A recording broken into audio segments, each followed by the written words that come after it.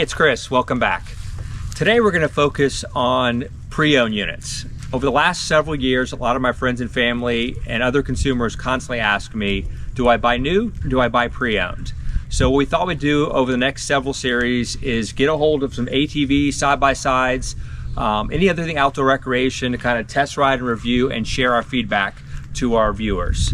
Today we're going to talk about the Yamaha Viking 6. I'm going to go through a detailed overview of the specs, and then I'm going to share 3 things I love about it and 3 things I don't like about it. Start from the front, working my way from the front to the back of the unit. So first of all, this has a really nice, part of the Ranch Edition, nice brush guard, all one piece. This one that I picked up again has 3,500 pound winch, has the high lifter kit, independent front and rear suspension. It has the 4-wheel drive and a locking diff as well. It's the halogen headlights. As far as the Ranch Edition, has the extended fender flares. Okay, so taking a look at the high lifter kit again, we have the 30 by 1050 15 KMC wheels and tires. This is about a 4-inch lift kit.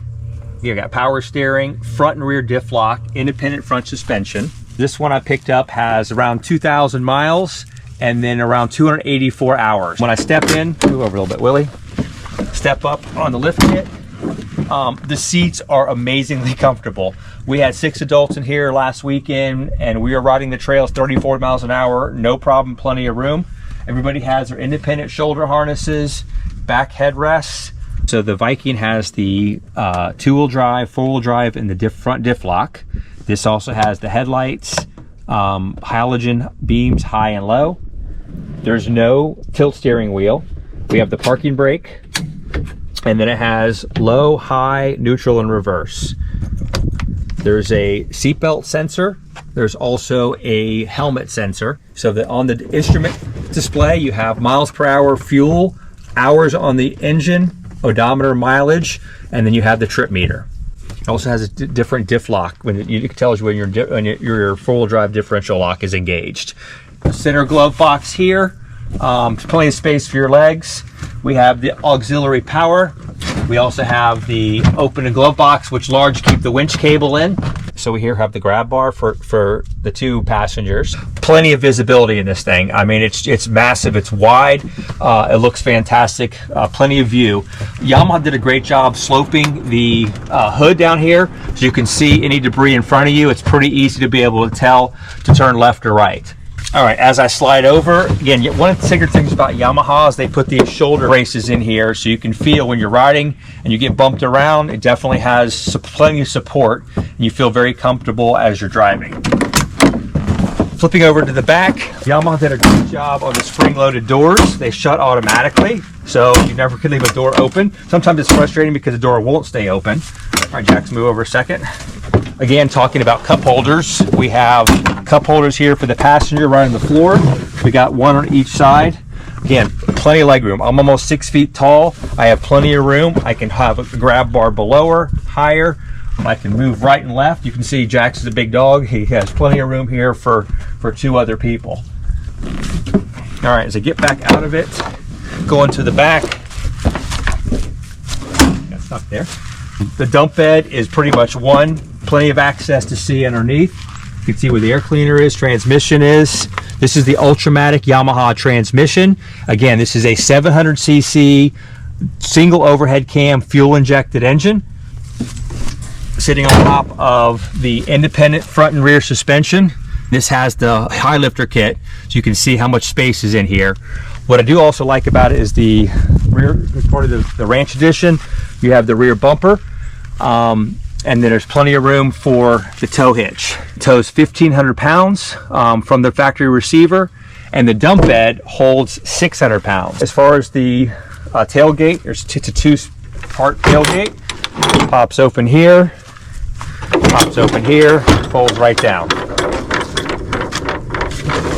Pops back up, each side, quick and easy. Again, 600 pounds of capacity. Yamaha threw in the nice bed mat. It's custom branded here.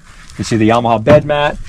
Working around, you got the tail lights, fuel tank. All right, we got a 10-gallon fuel tank.